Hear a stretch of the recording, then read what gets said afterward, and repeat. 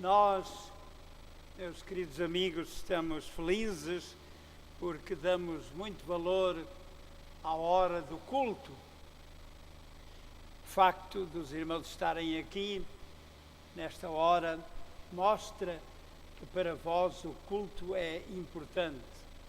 Lá fora há muitas coisas. Podíamos estar lá fora.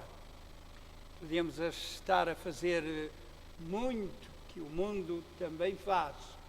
Mas nós achamos que era importante estar aqui. Porque na hora do culto acontecem coisas extraordinárias.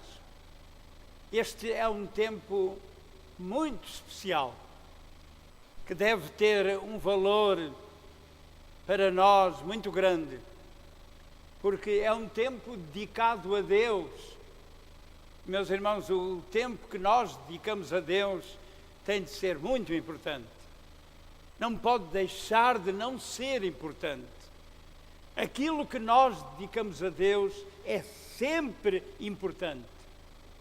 E aqui podem realmente acontecer coisas maravilhosas. Os irmãos já pensaram por um instante que pode acontecer que nasçamos de novo aqui? Nascer de novo é tão belo, é tão significativo, tem tanta importância para nós. O Senhor Jesus disse: necessário te é nascer de novo. Ele achava que era urgente, era indispensável que um príncipe nascesse de novo. E nós precisamos muito de nascer de novo. Isso pode acontecer no culto. Nós podemos, meus irmãos, aqui na hora do culto, passar da morte para a vida. Não achais que é notável? Não é um milagre? Passar da morte para a vida, e realmente acontece muitas vezes. Muitas vezes sucede que pessoas há que passam da morte para a vida no decorrer do culto. No culto nós podemos alcançar vitórias que exércitos não alcançam. No culto nós podemos alcançar realmente coisas que no mundo é impossível serem alcançadas. É por isso que para nós é muito importante esta hora de culto. Mas às vezes nem todos pensam assim. E a própria Bíblia fala-nos de um caso insólito. Imaginem, irmãos, um jovem foi ao culto. Foi a um culto muito especial. O pregador era extraordinário. Como disse o pastor Sérgio Felizardo esta manhã, o maior pregador depois de Jesus Cristo. Quem pregava era Paulo, o grande apóstolo Paulo. Ele era o pregador. Ele foi com a multidão. Era um culto muito cheio de riqueza espiritual. E ele foi, diz-nos a Escritura, que lá no meio de tanta gente que estava a assistir, lá estava também um jovem. O seu nome é Eutico. Ele foi ao culto. Mas diz-nos a Escritura que em pleno culto ele morreu. Foi um caso estranho. Quando vamos ao culto, vamos para viver. Quando vamos ao culto, vamos para alcançar vitórias. Mas este jovem foi ao culto para morrer. Mas, como as histórias de Deus terminam sempre bem, ele não permaneceu na morte. É que no culto estava... Quem é que estava lá também, além de Paulo? Quem é que está aqui também, além de cada um de nós? É Cristo. E quando Cristo está presente, meus irmãos, a vitória é real. Acontece. de modo que aquele jovem não permaneceu na morte. A história de Deus tinha de terminar bem e ele tinha de viver. Ele foi ao culto para viver, não podia morrer. E diz-nos então a Escritura que Paulo desceu do púlpito, orou pelo jovem que tinha morrido e ele ressuscitou. Os irmãos querem ler a história? Encontra-se em Atos dos Apóstolos, no capítulo 20. Começa a nossa leitura no 6º verso e diz-nos o seguinte: e depois dos dias dos pães asmos, navegámos de Filipos e em 5 dias fomos ter com eles a Troas, onde estivemos 7 dias.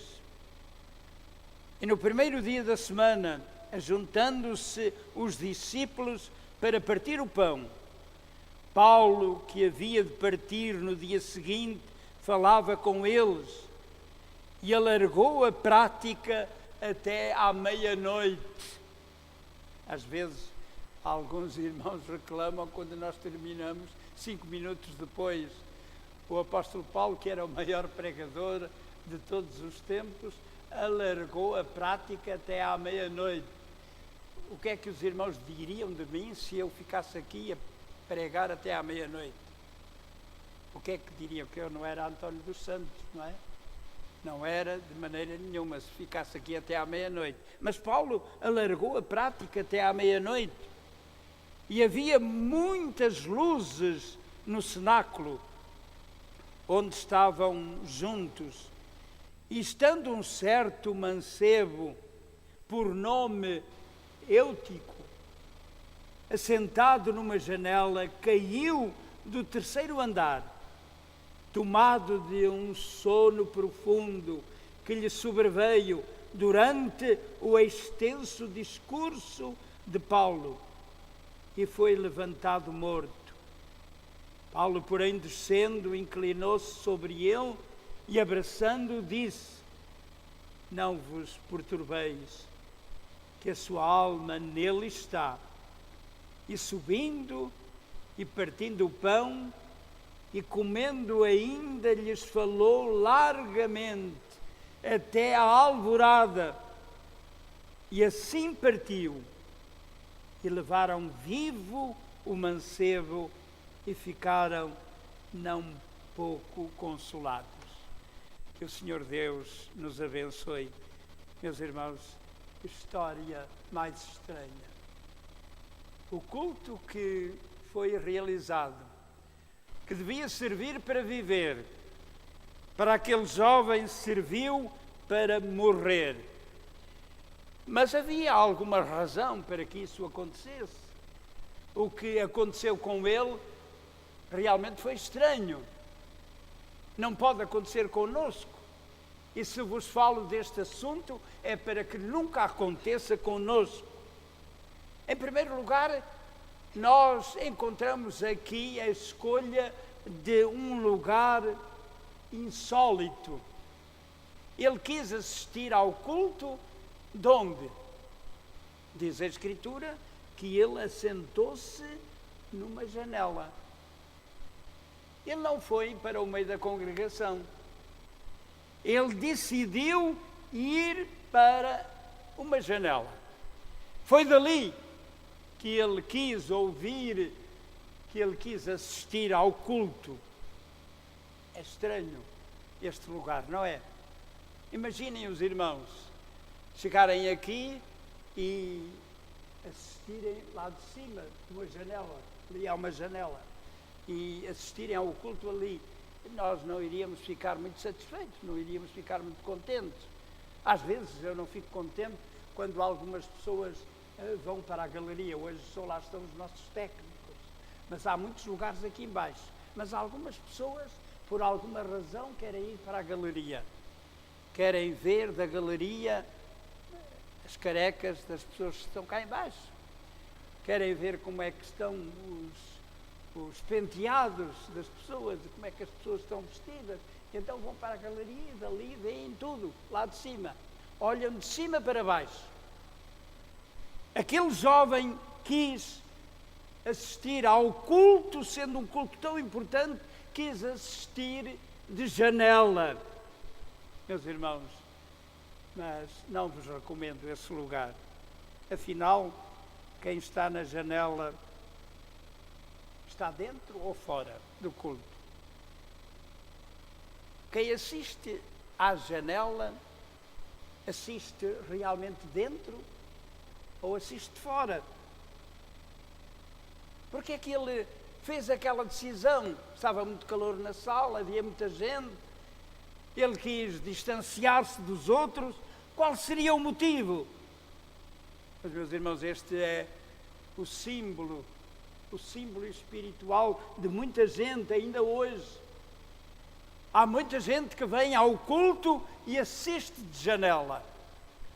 Isto é, não se compromete, não mergulha no meio do povo, não fica com os outros, não está junto, realmente distancia-se, fica de longe, olha por cima. Ele, naquela situação, olha simultaneamente para dentro e para fora. Muitas vezes olha para a igreja, mas olha também para o mundo.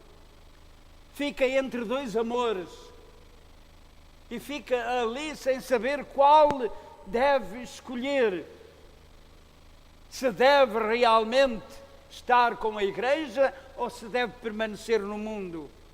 Ficar de janela, meus irmãos, não é nunca conveniente. Não vos aconselho esse lugar.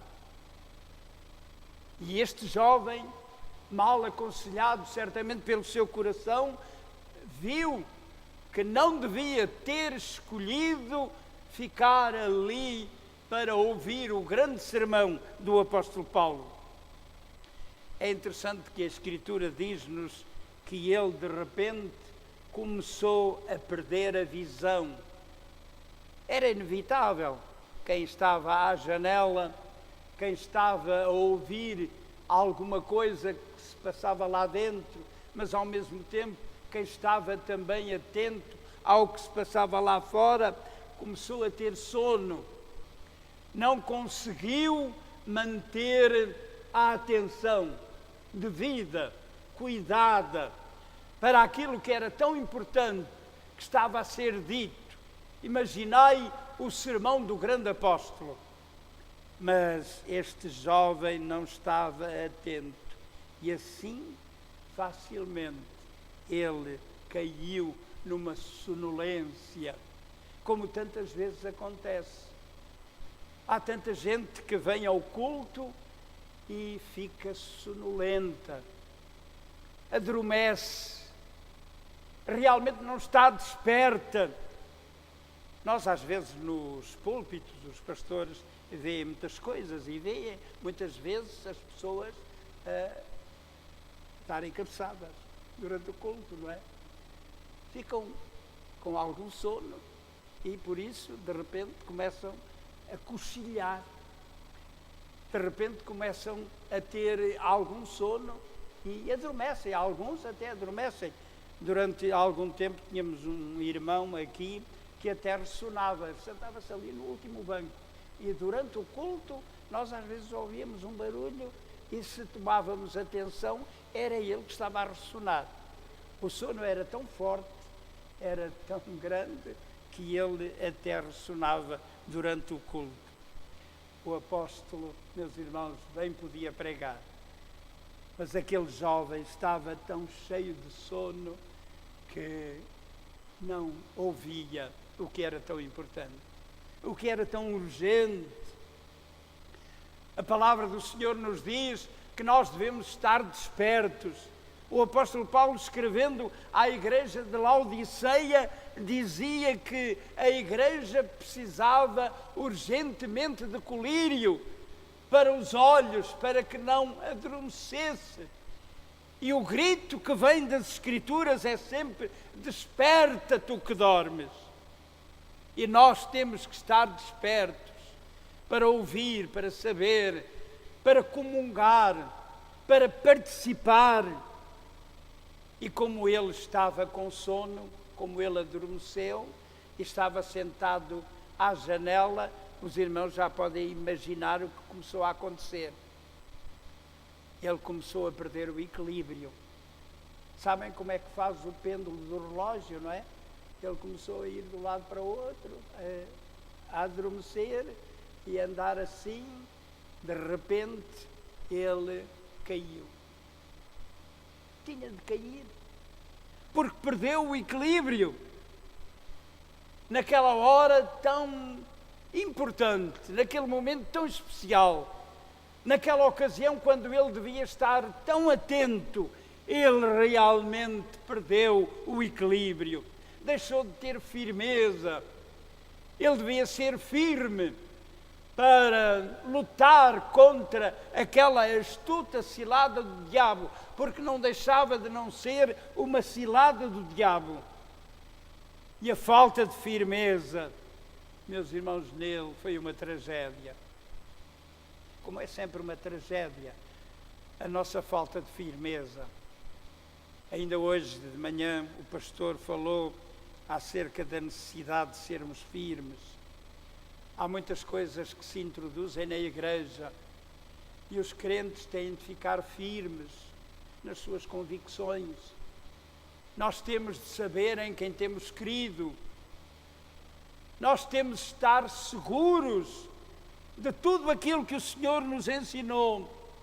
Não podemos ser levados por qualquer vento de doutrina que por aí apareça. E estão a aparecer muitas inovações. Nós, meus irmãos, não podemos ser levados por essas inovações que não vêm do Senhor. A palavra de Deus permanece para sempre. Nós temos de estar seguros. Eu sei em quem tenho crido. Nós temos de saber aquilo que queremos. Nós estamos firmados na rocha. Não estamos de maneira nenhuma edificados sobre a areia.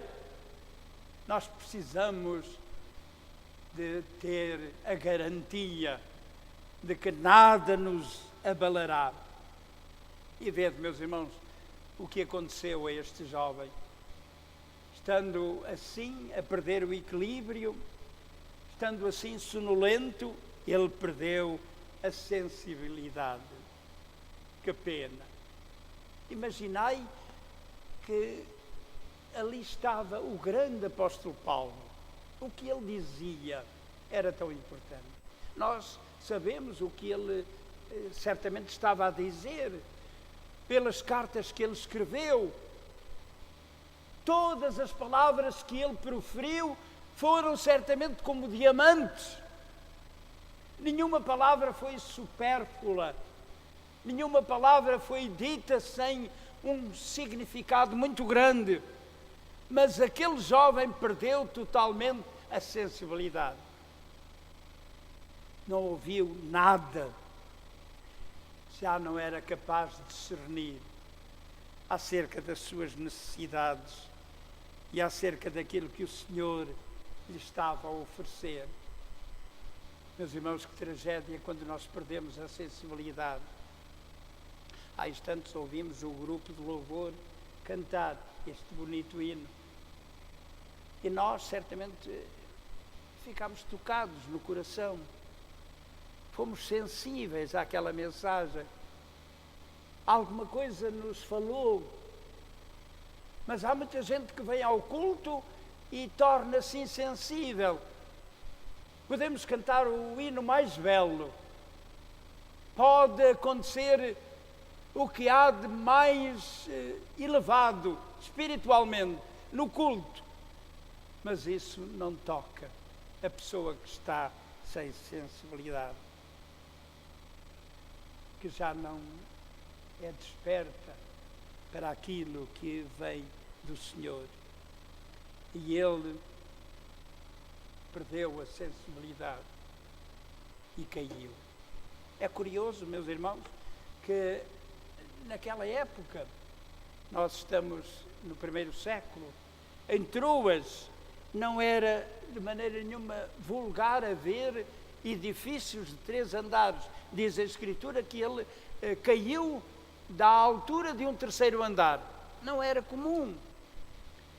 Não sei porque é que ele subiu para aquela janela tão alta. Às vezes, nós temos também necessidade, meus irmãos, de procurar aquilo que é mais humilde, não tanto a ribalta, as alturas. Há muita gente que está preocupada com as alturas, há muita gente que quer ser focada, há muita gente que procura pôr-se em bicos de pé, mas a palavra do Senhor pede-nos sempre que nos devemos revestir de humildade.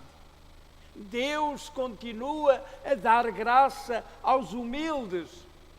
E o facto daquele jovem estar ali naquela altura foi a sua tragédia. Porque caindo de uma altura tão elevada, ele morreu. Muitas vezes acontece que, por querermos subir muito, vamos ser prejudicados espiritualmente. É verdade que aquele culto era para viver, não era para morrer. E por isso o apóstolo imediatamente veio ter com ele e o abraçou e disse ao povo que estava reunido que se alegrassem porque a alma daquele jovem estava nele e ele não tinha morrido, ele iria viver. E de tal maneira ficaram contentes que Paulo voltou. Ele tinha pregado até à meia-noite, mas sabem uma coisa curiosa? Ele não acabou à meia-noite. Diz a Escritura que ele voltou e ainda lhes falou largamente até à alvorada. Ele devia ter pregado até às 4 ou 5 horas da manhã. Mas o povo ficou tão feliz por aquele milagre ter acontecido, porque aquele jovem que tinha morrido ressuscitou. E agora, meus irmãos, se eu pudesse contemplar aquele tempo, se entrasse numa máquina do tempo e pudesse ver o que tinha acontecido àquele jovem, eu certamente o iria ver muito atento, ouvindo tudo e desperto para aquilo que o Senhor tinha para ele, porque o milagre tinha vindo à sua vida. Diz-nos a Escritura que eles partiram na alvorada e partiram para uma nova oportunidade, para uma nova bênção, para uma nova alegria, para um novo entusiasmo. Partiram porque o Senhor tinha estado com eles. E naquele culto, eles viram que o culto é sempre para viver e jamais para morrer. Que o Senhor nos tenha sempre despertos para a sua glória. Amém.